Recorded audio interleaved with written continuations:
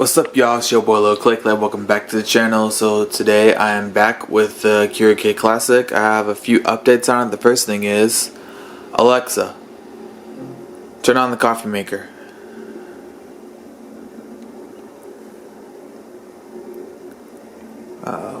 Hang on, y'all. Let's try this again.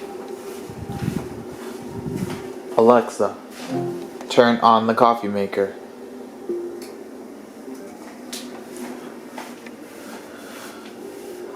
Turns out Alexa mistook what I said. But as you can see, I do have a smart plug now hooked up. For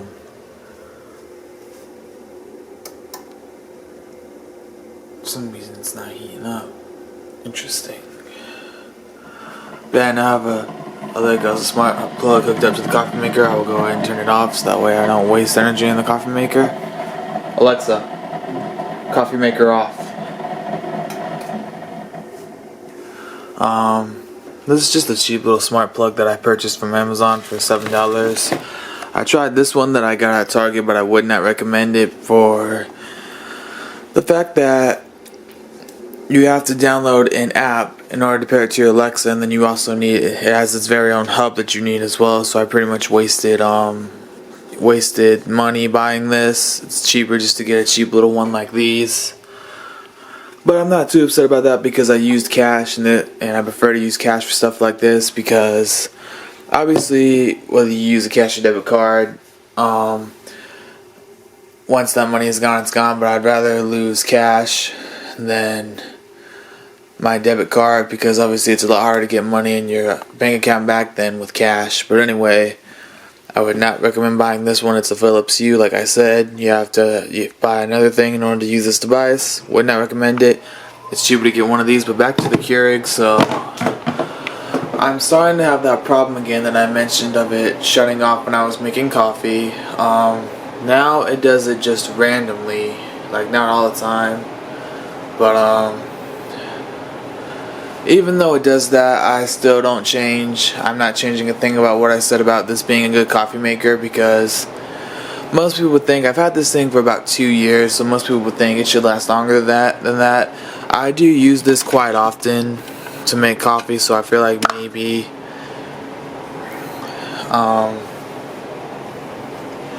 it's just tired from being used a lot so many times, and it could also still be the fact that these coffee pods don't have enough coffee in it. I mean, it is making coffee, but I've noticed that when I turn it back on, turn it out again, after the coffee comes out, there isn't much coffee in these, and it's just water. So I think that may still be the case, but these are still good pods. These are cappuccino pods I got for Christmas. I love these.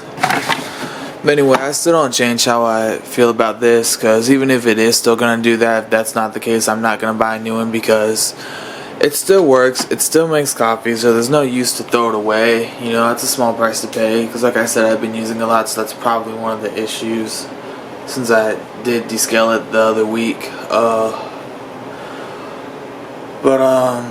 Excuse the light change, it's late in the afternoon.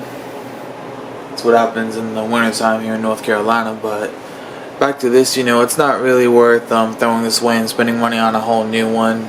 Because, you know, I actually tried looking at some.